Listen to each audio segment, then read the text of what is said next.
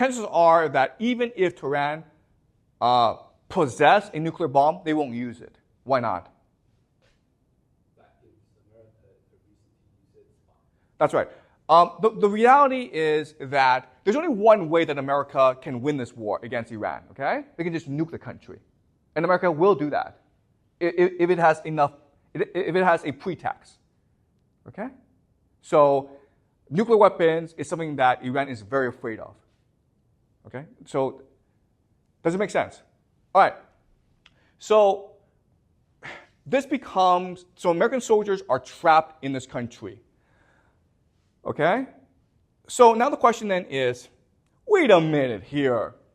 Why would America do something so stupid as send 100,000 soldiers into the country for no reason and get them trapped? Okay? So that's a question. And what I want to do now is make you the argument that there are two ways that we can prove or provide evidence that this is true, okay? The first is historical analysis. Historical analysis means that are there historical examples like this? Okay? Are there historical analogs? If there are, then this could be true, okay? The second method is through game theory analysis.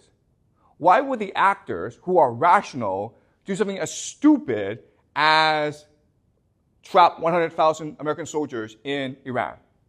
All right? So we'll first do historical analysis to find historical analogs, examples, sort of similar to this. And then we'll look at game theory to try to reason out the motivation of the actors. Okay? So let's first look at game theory. Oh, sorry. Let's first look at historical analysis. Okay. So the year is 415 BCE, okay, in Athens. Remember that we studied Thucydides, the Peloponnesian War, last semester, okay? So we will now discuss the Peloponnesian War. The year is 415 BCE. And for the past 17 years, Athens have been fighting a brutal war against Sparta, okay? It's a stalemate. And then for whatever reason, a man named Alcibiades, okay, has a suggestion. Okay, and his suggestion is to win the war against Sparta, let's go invade Sicily. And Nicias, his opponent, is like, why the hell would we want to invade Sicily? It's far away.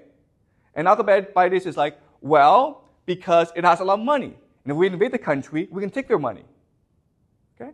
And it turned out, by making this argument, the people of Athens really support this argument, okay? Because the reason why is war was costing them a lot of money. And they become addicted to the easy money of empire, okay? So they wanted to fight this war. So Nicias has this great idea of how to convince people not to go to war, okay? And what he says to the people is, okay, guys, I know you want to fight this war. I know that you think this war is a good idea. But Sicily is a huge place. It has a navy. Therefore, we need a massive expedition force against Syracuse and Sicily, okay?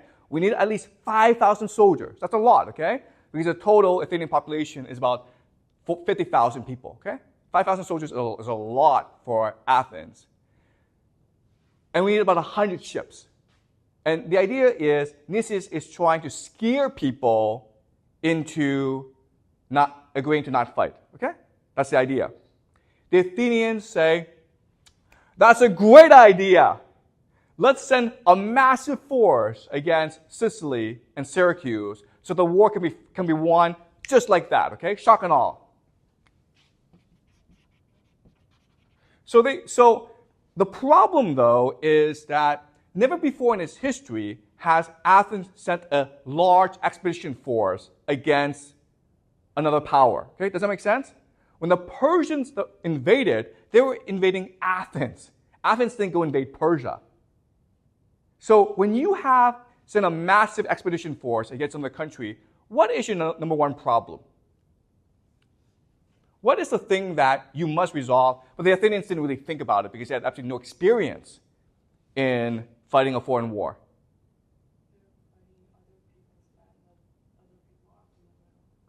Okay, so the enemy knows the terrain better than you do, okay? But there's actually a much bigger problem than that. And it is what? Okay, the biggest problem is resupply. And this is something that the Athenians didn't think about because they never thought, they never fought a war like this before, okay? So they sent this huge expedition against Sicily. And Syracuse, which was a naval power, were surprised because they were like, why would the Athenians want to invade us? Okay? So for the first year, the Athenians were destroying the Syracuse army. And the Syracuse army had to retreat back into their city, okay? And so the Athenians laid siege to the city. Okay, the Athenians, Syracuse is here, the Athenians are here. And the Athenians control the sea, right? Okay? So this situation is very similar to this situation, okay? Do you understand? But then what happened was that the Athenians couldn't resupply themselves. And the reason why is Syracuse also had a navy, and they could stop the Athenian navy from resupplying the Athenian troops. And therefore, the Athenian army was wiped out in Sicily. And this caused the Athenians to ultimately lose the war against Sparta, and it caused the Athenian Empire to collapse. Okay? Do you understand? And again, historians have been trying to figure out for a long time why the Athenians would do such a stupid thing as to send a huge army against Syracuse. Because the risk of failure was catastrophic. Okay? And the only answer is, well, the Athenians had hubris, okay? They never really lost the war, and they had become addicted to empire, which is the same situation America finds itself in today. Okay? Does that make sense, guys? All right? So this has happened before in history, when the Athenians invaded Sicily and lost to Syracuse. Their entire army was wiped out in Syracuse, okay? Because they couldn't resupply their army. Does that make sense? Right. The second example we can look at is the Vietnam War. So in the beginning of 1960, okay, the beginning of the decade, most Americans have never heard of a country called Vietnam. Okay? Most Americans didn't know what it was, didn't know where it was, okay? By the end of the decade, in 1969, 500,000 American soldiers were in the country, destroying everything, okay? But also getting destroyed themselves. 58,000 US soldiers died in Vietnam. So the question then is, how did this happen? Why would this happen? 1960, Vietnam was a distant country no one's ever heard of. By the end of the decade, 500,000 US soldiers were in country fighting this war against an enemy they really didn't know. Okay? In 1971, the Pentagon Papers came out. And the Pentagon Papers was a history of America's involvement in the Vietnam War dating back to the 1950s, okay? And it made three major points. The first point is that American leadership, military leadership, has been expanding the war in Vietnam without public knowledge, okay? This is what we call mission creep. So maybe at first they sent some observers to the country, then they sent some advisors, then trainers, then soldiers, okay? So mission creep. Slowly over time, things escalate. And you don't really understand why things escalate, but they do, okay? Second point is that American leadership, from very early on, knew the war was unwinnable. This was the greatest military in the world. They dropped more bombs in Vietnam in the 60s than all bombs were dropped in World War II, okay? and they could not win the war. And the reason why is, to win a war, you have to solve 3 problems, okay? The first problem is clear strategy, okay? What are you trying to accomplish in this country? What are your clear military objectives, okay?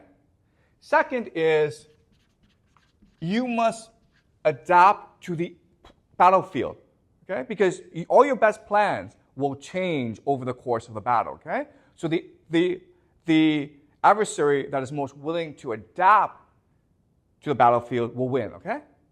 And the third thing is the will to fight. So if you want to look at a war and who's most likely to win the war, you ask these 3 questions. 1, does this guy have clear military objectives that everyone understands? Because that will determine strategy, okay? Second is this guy adapting to the battlefield?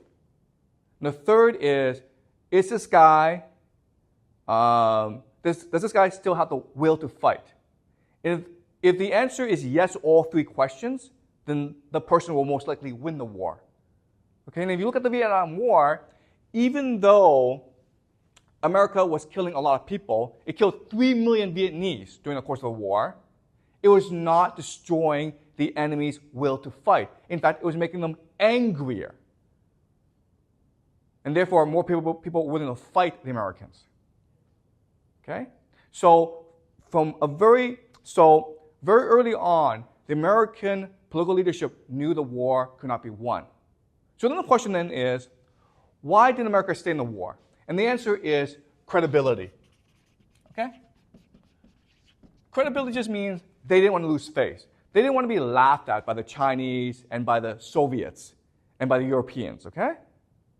But there's actually another way to understand credibility, and it's what we call the sunk cost fallacy. Okay? Have you guys heard of the sunk cost fallacy? And the idea is never ever go into a casino. The reason why is that when you go into a casino and you start losing money, at some point you cannot leave the casino. Why not? You feel like you lost so much, so now you have to make it back. Exactly. You want to reclaim the money you've lost, okay? You've invested so much that you cannot leave. You have to get that money back. And that's the problem with war. Eventually, you've invested so much, you cannot leave the war. And that's what happened in Vietnam. America invested so much, it didn't want to leave the war because it did not want to admit that all this has been lost. Okay? It's what we call the sunk cost fallacy. And that's why, even though America could not win the war, it still wanted to fight the war. Okay? Does that make sense? Okay? So the Vietnam War is another example, okay, that is similar to this, where America invests enough soldiers that it refuses to leave the war and admit defeat, okay? Does it make sense, guys? All right. Now, let's look at one more example. And this is the most recent example, and it's the Russian-Ukraine war. Now, as you know, in February 2022, Putin ordered a special military operation against Ukraine. Okay? And this is Ukraine. And Russia attacked from 3 axes. Okay? The north to take Kiev, the capital. You have the east to take Donetsk. And then you have the south from Crimea to take the south. Okay? And as we know, the north failed. Okay? The north attack failed, and the Russians had to turn back. But the east and the south were successful, okay? Now, let's think about this. You have an extremely powerful military attacking your country, the Ukraine. If you were the Ukrainian president, if you were the Ukrainian military, there's really only one way you can fight this war and win. And what is it? Using traditional military doctrine. How must you fight this war? You guys know? Let's go back to mass forces, avoid encirclement, protect supply lines. How must you fight this war? There's only one way you can fight this war. Excuse me? How do you disrupt supply lines? There's only one way you can fight this war and win. And what is it? The enemy is attacking you, right? So what must you do? Okay, the answer is you must retreat. Okay? Why? The enemy is attacking, right? So you pull back your forces. Why would you do that? What's the logic of that? Exactly, okay? It's that simple, okay? You want to overextend your enemy. Ukraine is a huge country, right? And Russia didn't send out that many soldiers, maybe 160,000. That's not that many soldiers. So if you just give them space, they're going to outrun the supply lines, okay? And then when they outrun the supply lines, you can encircle them and you can disrupt their supply. And that's the only way you can win the war, okay? What did the Ukrainians do instead? That's the only way to win this war. But what did the Ukrainians do instead, which made them lose the war? Yeah, so the Ukrainians refused to give up space, okay? They refused to give up land. They want to fight the Russians for every inch of territory. And eventually, because the Russians had more forces, mass forces, they were able to push through, okay? So that's the first major mistake that Ukraine made. But then last summer, Ukraine launched something called a counteroffensive, right? So once Russia was able to take space, because Russia is a land army, it started to develop fortifications, defenses, okay? Mainly artillery. And that 3 lines of defenses. And in the summer offensive, the Ukrainian military, for whatever reason, sent tens of thousands, hundreds of thousands of soldiers against this artillery, and the Russians blew everyone up, okay? Now, here's a question. Why are the Ukrainians doing this? They've lost the war now, right? They have no more soldiers. Right now, the average age of the Ukrainian army is it's over 40 years old. They have guys in their 60s and 70s fighting in the military. They don't have enough manpower. The war is lost. Why would the Ukrainians do this? First of all, why would they fight for every inch of territory? And why would they launch a counteroffensive against a superior enemy? What's the problem? Okay, the first is their president, Zelensky, the guy's a TV actor, okay? Which means that he doesn't think strategy, he just thinks what looks good on TV. So for the first 2 years of the war, we're watching this on TV, right? And it looked as though the Ukrainians were going to win this war, right? I remember like 2 years ago, people were saying that the Ukrainians are going to march to Moscow and overthrow Putin. People were saying that, okay? And the reason why is that Zelensky is a master of public image manipulation, okay? He was distorting reality for people through television. The problem with that, though, is it's not reality, guys, okay? The reality on the ground is very different from TV, okay? So who else is like Zelensky in this world? Trump is exactly like Zelensky, okay? Do you understand? Trump is also concerned about what looks good on TV. He's like, I must look strong. We must look as though we're winning this war. He doesn't really care about strategy, okay? So because of this, it's very likely that he orders a land invasion of Iran because it would look good on TV, okay? So the problem with Zelensky is he cared about what looked good as opposed to actually what actually worked, okay? But you also have other problems, like you have extremists in the Ukrainian military, okay? And guys, these extremists, they're Nazis, they're neo-Nazis. And so the traditional understanding of Nazis are people who kill Jews, okay? But the Russians don't understand Nazis that way because remember, Germany and the Soviet Union fought this war So the Russians understood Nazis to be enemies of Russia who want to kill Russians. And there were many neo-Nazis in Ukraine. They hate Russia. They want to kill as many Russians as possible. Okay? And they're the ones who are pushing for as much war as possible. Okay? So you have these extremists in the Ukrainian military. Okay? The last reason is NATO. So it's an open secret that NATO is helping the Ukrainian military against Russia. You have NATO military advisors devising strategy against Russia. Okay, so it's most likely that the summer offensive last summer was a NATO plan and not a Ukrainian plan. It's possible.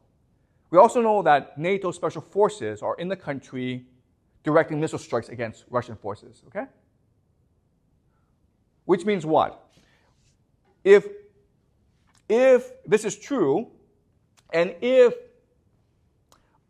Ukraine loses the war, meaning that it doesn't have enough soldiers to continue to fight this war, what will NATO do? Yeah. I mean, according to what happened to Vietnam War and the Athenian expedition against Sicily, it is most likely that the most likely outcome will be that NATO sends its own troops against Russia. Okay, so Macron of France have said that we want to send French soldiers, and the British Prime Minister has said that he is considering conscription for British people. Okay?